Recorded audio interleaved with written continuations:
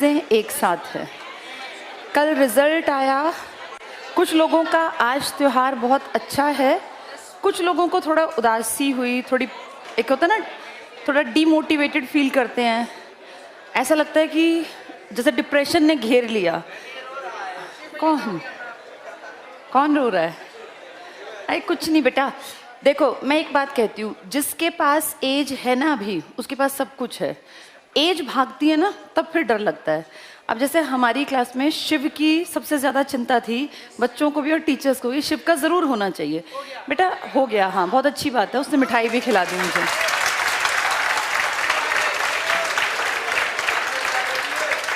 List expectation से बहुत ऊपर गई, क्योंकि एक्सपेक्टेशन थी कि 72-73 वालों का आ जाएगा और आ भी जाता।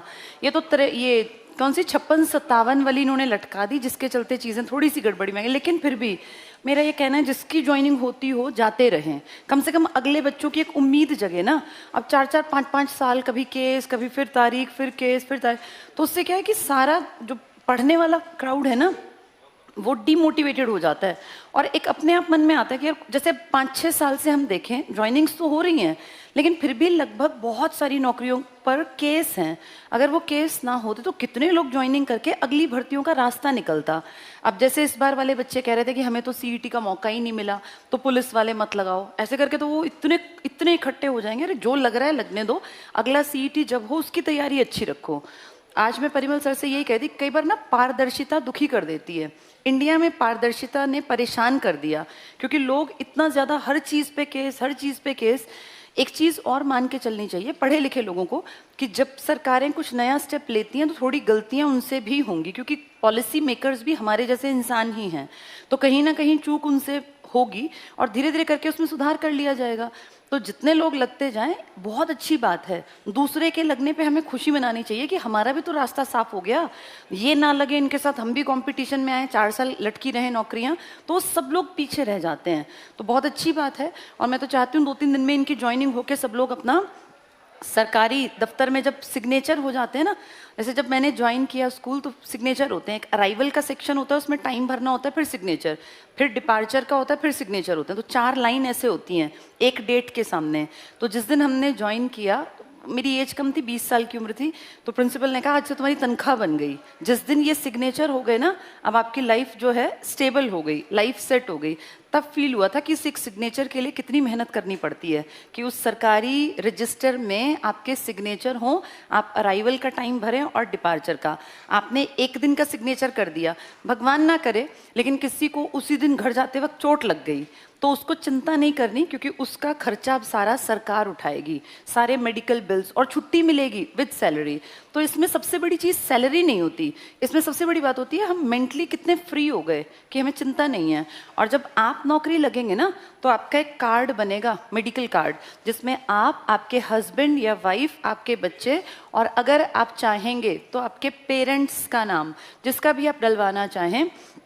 और एक अच्छी बात यह है कि इन लॉज का नाम भी इसमें आ सकता है, यानी कितना सेफ हो गई 3 पीढ़ियाँ, आपके माँ बाप भी, आप खुद भी, आपके हस्बैंड वाइफ भी, और आपके बच्चे भी।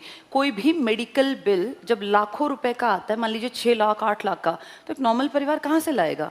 और आज के इस दौर में बहुत नॉर्मल है कोई भी बीमारी लग जाना, बीमारी के खर्चे बहुत ज़्यादा। इस टाइम पे फील होता है कि चाहे 30,000 की मिल जाए, 25 की मिल जाए, लेकिन सरकारी नौकरी के अपने बहुत सारे फायदे हैं। एक बच्चे ने पिछले हफ्ते एडमिशन लिया, उसकी 89 बॉर्न है, वो 1989, तो एज बहुत ज़्यादा है। वो बहुत अच्छे पैसे कमा रहा था, बहुत बढ़िया। उसकी बात सुन के मुझे थोड़ा लगा कि देखो ये बातें जो नॉर्मल बच्चों को पता नहीं है। 1989 का बर्थ ईयर, मतलब वो मुझसे थोड़ा सा छोटा है, मैं 82 बॉर्न हूँ, वो 89, और वो पढ़ने आया। ऐसा नहीं कि वो बेवकूफ़ है, उसका बहुत बढ़िया पैकेज था प्राइवेट सेक्टर में, बहुत बढ़िया, और वो विदेश की कई यात्राएँ कर चुका। उसने क्लास में ये कहा कि जितना लोग सपने में भी नहीं सोचते उतनी मेरे पास सेविंग है। अब उसकी लेकिन उम्र बढ़ी ना, तो उसको एक बीमारी है आंखों में कि उसकी जो विजन है ये धीरे धीरे धीरे धीरे खत्म हो जाएगा। उसको कोई बड़ी प्रॉब्लम है, मेडिकल प्रॉब्लम, जो ट्रीट नहीं हो सकती, ठीक नहीं हो सकती। तो उसने ये बताया कि मेरी रोशनी दिन ब दिन कम हो रही है, और उसका लेंस भी ना, एक तो नॉर्मल चश्मे होते हैं, उसका लेंस भी कुछ अजीब सा है। तो उसने कहा अब अगले 5 साल में मेरी आंखें बिल्कुल खत्म हो जाएंगी, मुझे दिखेगा नहीं। मैं बहुत रुपए छाप रहा था, बहुत पैसे कमा रहा था, लेकिन अब मेरे पीछे मेरे 2 छोटे बच्चे हैं, वाइफ है और मैं हूँ। कल को ये नौकरी तो जाएगी ही जाएगी। प्राइवेट में आप किसी के लिए कितना कुछ कर दीजिए, जिस दिन आप किसी चीज़ को कमाने के लायक नहीं है तो आपको बाहर कर देंगे ना, वो आपका 1 भी रुपए का बिल पे करेंगे। तो उसने कहा कि अब मुझे फील हो रहा है कि अगर मैं छोटी नौकरी में होता, उसने क्लास में बात कही कि चाहे मैं चपड़ासी लग जाता लेकिन मैं सरकारी नौकरी पे होता तो मेरे बच्चे बुढ़ापे तक पालने की मुझे चिंता नहीं होती। अब उस लड़के की उम्र 89 का मतलब अगले 2024 में वो कितने का हो गया, 35 साल का। 35 साल का है, उसके 2 छोटे छोटे बच्चे हैं, वाइफ है। अब आज से 5 साल बाद देखें तो 40 साल का ही तो होगा। वो बच्चे छोटे छोटे स्कूल के, उनका खर्चा कौन उठाएगा, कौन उसकी भी तो ज़रूरतें हैं ना। कल को अंधा होके बैठेगा तो खर्चे हैं, कोई बीमारी भी लगेगी, 50-60 साल में जाके आदमी बुढ़ा भी होगा। तो उसको अब ये फील हो रहा था कि काश मैं ग्रुप डी ही लग जाता, पर काश मैं उस टाइम पे उस तरफ मेहनत कर लेता। तो उसने क्लास के बच्चों को यही कहा, न्यू जनरल में आया है वो लड़का।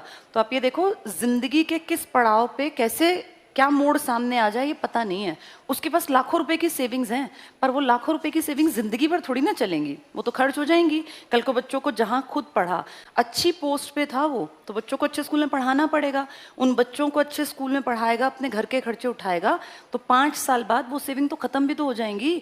अब वो सोच रहा है कि कुछ भी करके चाहे ग्रुप डी मिल जाए, नौकरी मिल जाए, ताकि मेरे 25-30 हज़ार तो जिंदगी भर आए और मुझे मेडिकल फैसिलिटी मिलती रहे। अंधा भी हो जाए ना कोई आदमी जॉब पे तो उसे चिंता नहीं करनी, क्योंकि वो अगर नौकरी में पहले से है तो फिर उसकी नौकरी आगे कंटिन्यू चलती रहेगी। हमारे नरेला जोन में जब मैं स्कूल में थी तो एक टीचर थे, उनको कैंसर हो गया। वो कैंसर पेट से स्टार्ट हुआ, पूरी बॉडी में फैलने लगा। वो 8-10 साल कैंसर के मरीज रहे, बहुत धीरे धीरे फैला कैंसर।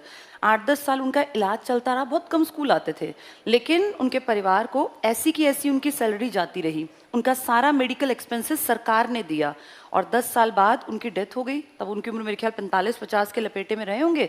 बच्चे जैसे 15, 16, 18 साल के होते हैं इस एज के लोगों के। तो सोचो वो बच्चे, उसके पिताजी के जाने के बाद भी तनख्वाह एज इट इज चलती रही।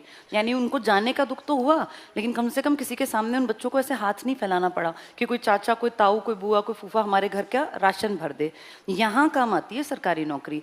जैसे जिसके बैक पे पैसा है उसे चिंता नहीं है, लेकिन जो आम परिवार है उसकी चिंता है ना कि हम बुढ़ापे तक कैसे जिएंगे, हमारे बच्चे जो हैं वो अगर हमें कुछ हो भी गया तो हमारे बच्चों का पीछे क्या होगा।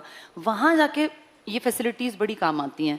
मेडिकल फैसिलिटी बहुत बहुत बहुत ज़रूरी है, पता नहीं कब क्या दिक्कत आ जाए। उस कंडीशन में गवर्नमेंट जॉब कम से कम अगर एक आदमी की है तो परिवार आराम से एक तरह से ना तैर के पार निकल जाता है, फिर टेंशन्स नहीं होती। इसलिए ज़रूरी है सरकारी नौकरी। अदरवाइज इस नौकरी में बहुत पैसा नहीं है। तुम ये सोचो कि महल खड़े हो जाएंगे, बड़ी गाड़ियाँ, ऐसा नहीं होगा। लेकिन इस नौकरी से आप मेंटली फ्री रहेंगे। आप, आपके पेरेंट्स और आपके बच्चे जब तक वो 20-21 साल के ना हो तब तक उनका खर्चा सरकार उठा लेगी। ये जो फ्रीडम है ना दिमाग की, ये बहुत मुश्किल है। इसको हासिल करने के लिए लोग मरते हैं और इसीलिए वो तैयारी करते हैं। जो सिर्फ ये देखते हैं कि पैसे कम और ज़्यादा, वो जिंदगी नहीं देखी ना उन्होंने। जैसे आप मैच्योर होंगे आपको दिखेगा कि जिंदगी सिर्फ ये नहीं है, जिंदगी 50 साल के बाद भी है, 60 साल के बाद भी है। उस टाइम पे ये पैसा काम आता है कि भैया सरकार थोड़ा देगी लेकिन वो जिंदगी भर आपका साथ चलाती रहेगी। ये पॉजिटिव चीज़ है। चलो आज